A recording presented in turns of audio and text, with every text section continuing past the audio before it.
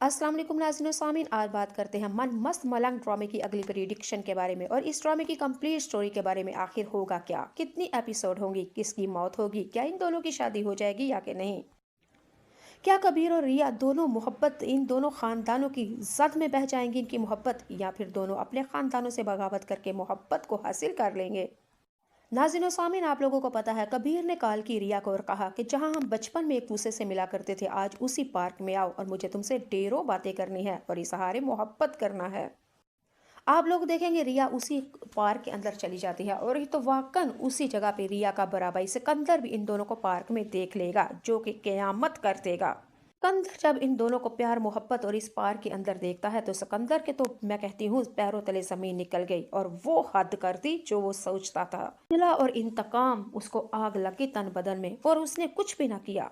कबीर के सर के ऊपर एक कान पट्टी पे उधर रख के एक हथियार कहा, आज के बाद अगर तुमने ये गलती की मेरी बहन के साथ बात करने की तो तुम्हारा खुली सांसें और अगला दिन कब्र के अंदर होगा। ये तो आज पहली दफा मैंने तुम्हें छोड़ दिया है, ये तुम्हारी पहली और आखिरी गलती समझकर, वरना। और सिकंदर ये कहते हुए अपनी बहन को पकड़ेगा और जाके अपने घर के अंदर दर्रल करके बेड के ऊपर फेंकेगा और 2-3 थप्पड़ मारेगा और कहेगा कि तुम्हारी भी पहली और आखिरी गलती है, तुमने हमारे खानदान के पुराने दुश्मन के साथ रंगरलियां मनाई, अपनी खैर मनाओ। अब तुम ना तो यूनिवर्सिटी जाओगी, ना ही घर के बाहर, और ना ही तुम्हें खाने को मिलेगा। अब तुम्हें कमरे के अंदर कैद किया जाएगा, तुम्हारी वो सजा जो चोर की सजा।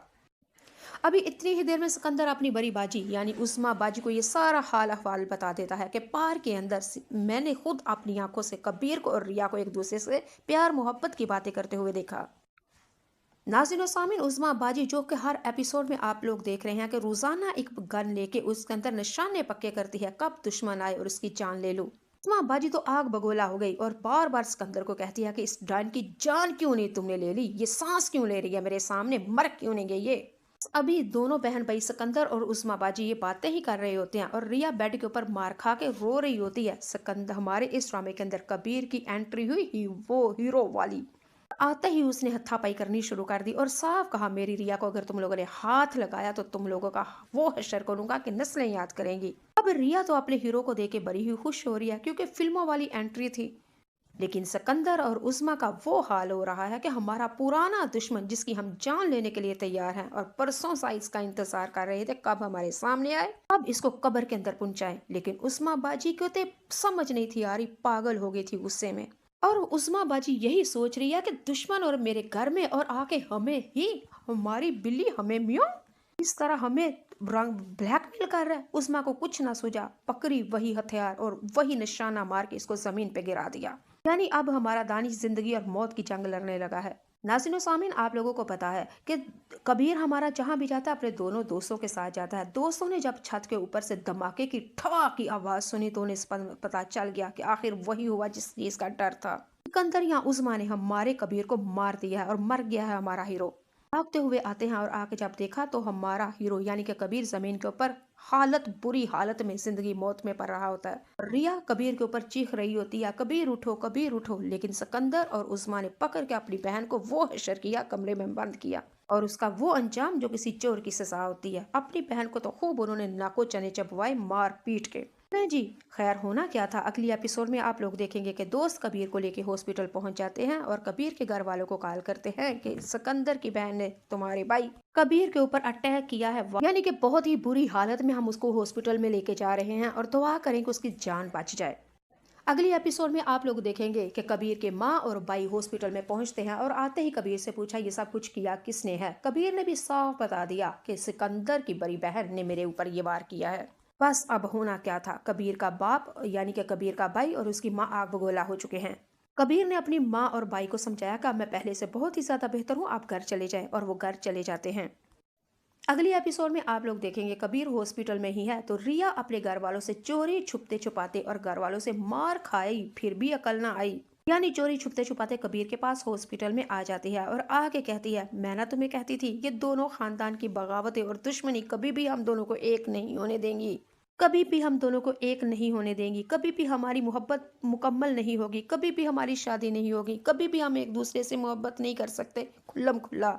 कबीर मैं कहती हूँ खुदा का वास्ता है, आओ दोनों घर से भाग निकलते हैं, तुम अपने खानदान को और मैं अपने खानदान से बगावत करते हैं, चलो आओ मोहब्बत हासिल करते हैं। कबीर ये रिया की बातें सुन के बड़ा ही हैरान, ये किस तरह की बातें कर रही है। और रिया ने फिर कबीर से कहा कि आओ घर से भाग चलते हैं, कोर्ट मैरिज कर लेते हैं, दफा करो इन दोनों खानदानों को, दुश्मनियों को भगाओ। तो वो में क्या पड़ा है इन दुश्मनियों में।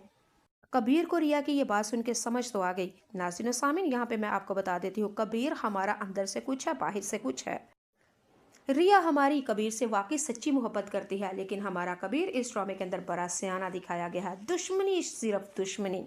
रिया को और मोहब्बत को, और वो कबीर का तो इस ड्रामे के अंदर बेहतरीन डायलॉग है, मोहब्बत पे लानत भेजता हूँ और मोहब्बत जाए बार में।